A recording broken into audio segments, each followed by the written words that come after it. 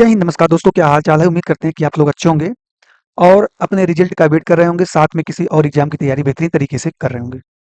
दोस्तों, जैसा कि आपको पता है, यूपी ट्रिपल एससी द्वारा आयोजित एक महत्वपूर्ण एग्जाम जूनियर फूड एनालिस्ट का एग्जाम हुआ था। उसके लगभग 1 महीने कंप्लीट हो चुके हैं और अभी रिजल्ट के साथ में रिवाइज्ड आंसर की का कोई अता पता नहीं है।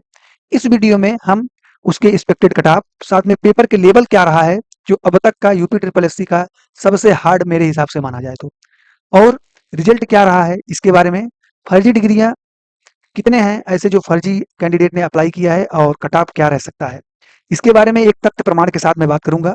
ऐसे हवा हवाई कोई बातें नहीं रहेंगी। और बाकी जो हमारा एक अपना अनुमान कट ऑफ रहेगा उसके बारे में बताऊंगा। और कुछ एग्जाम्पल भी हैं जो कि स्पेशल डिग्री वालों के लिए वह कट ऑफ माने रखता है। तो आपको पूरा वीडियो अंत तक देखना है। जानकारी अच्छी लगे, चैनल पर नए हो तो सब्सक्राइब कीजिएगा और दोस्तों के साथ शेयर करना ना भूलिए। साथ में उन सभी ग्रुप में शेयर कर दीजिए जहां पर कट ऑफ से संबंधित डाउट हो रहे हैं। तो सबसे पहले मैं बात कर लेता हूं कि भाई जो एग्जाम कितने ने दिया, भाई उसी के आधार पर ही डिसाइड होता है कि कितनों ने एग्जाम दिया।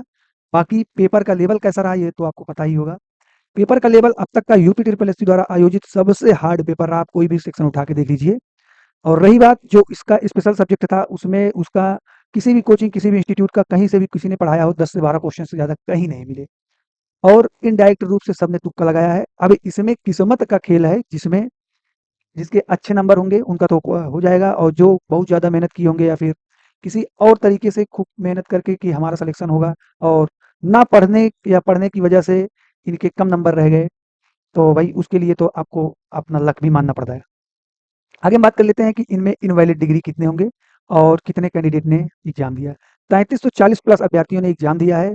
और जो सब फर्जी डिग्री का एक डंका बजा रहे हैं चारों तरफ, दोस्तों देखिए, जो भी कैंडिडेट किसी भी फॉर्म को अप्लाई करता है तो सबसे पहले उसकी डिग्रियां चेक करता है। अगर उनकी वैलिड डिग्री है तभी वो अप्लाई करता है, और बाकी जो 10% है, मैक्सिमम 10% ही इस तरीके से अप्लाई करते हैं। हमारा जो अपना अनुमान है, मैंने कई सारी ऐसी भर्तियों में देख रखा है, तो फिर इसमें मैं 10% मानता हूं, तो लगभग जो है 334 अभ्यर्थी जो है इनवैलिड मैं मानता हूँ। तो लगभग 2900 या 3000 के अप्रॉक्स कैंडिडेट जो हैं वह वैलिड तरीके से एग्जाम दिए हैं। भाई आपका जो है पोस्ट कितना है, 417 ही पोस्ट है। मानता हूँ कि कंपटीशन नहीं था, लेकिन इसमें लक फैक्टर और कुछ जो नंबर हैं वो भी बहुत ज़्यादा वेरी करता है, क्योंकि इसमें सिलेबस का किसी को अता पता नहीं था। जो सिलेबस था उसके अकॉर्डिंग तो क्वेश्चन आए नहीं। अब क्योंकि इससे पहले कोई और एग्जाम भी नहीं हुआ था, तो इस वजह से इसके लेवल का बारे में भी कुछ पता नहीं था।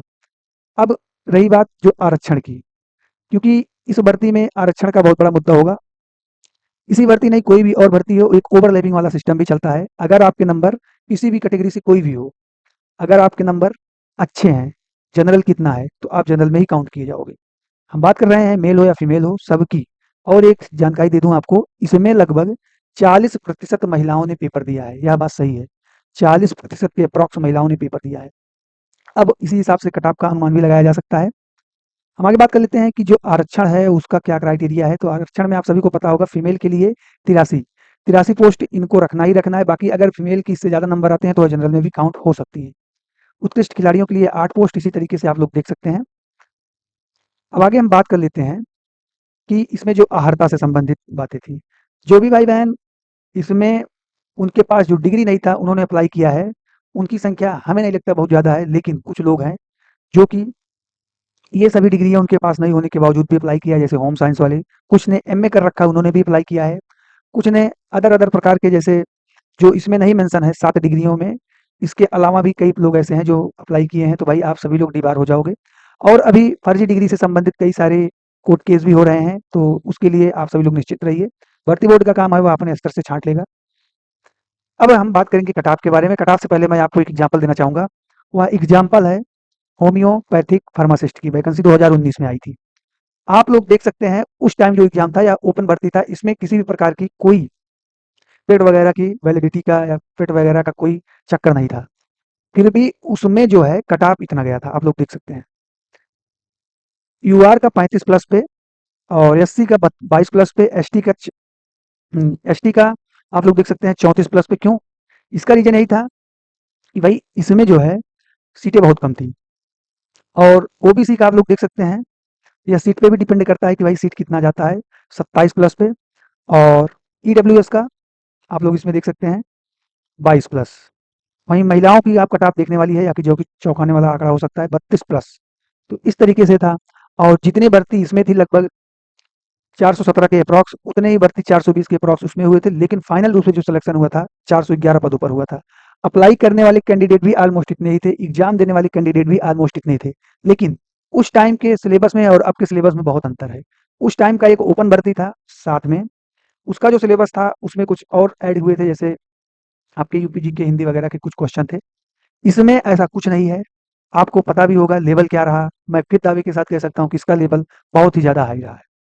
तो आगे मेरा जो अपना एक अनुमान कट ऑफ है, इस तरीके से अगर रहा तो यह जाएगा, यह आपका फाइनल कट ऑफ होगा। बाकी डीबी के लिए माइनस 2-2 नंबर आप लोग कम भी कर लीजिएगा, यह जा सकता है।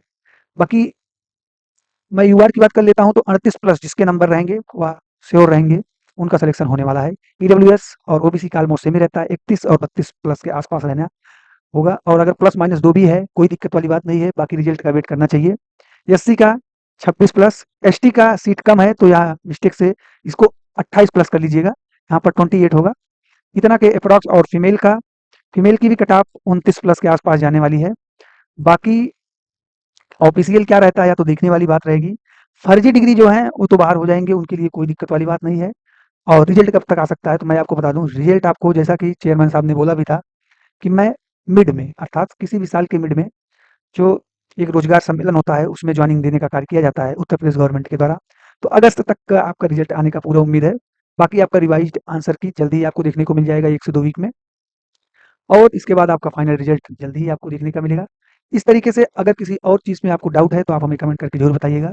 जानकारी अच्छी लगी, चैनल पर नए हो तो सब्सक्राइब कर दीजिएगा और साथ में हमारे टेलीग्राम को भी ज्वाइन कर लीजिएगा। नमस्कार जी।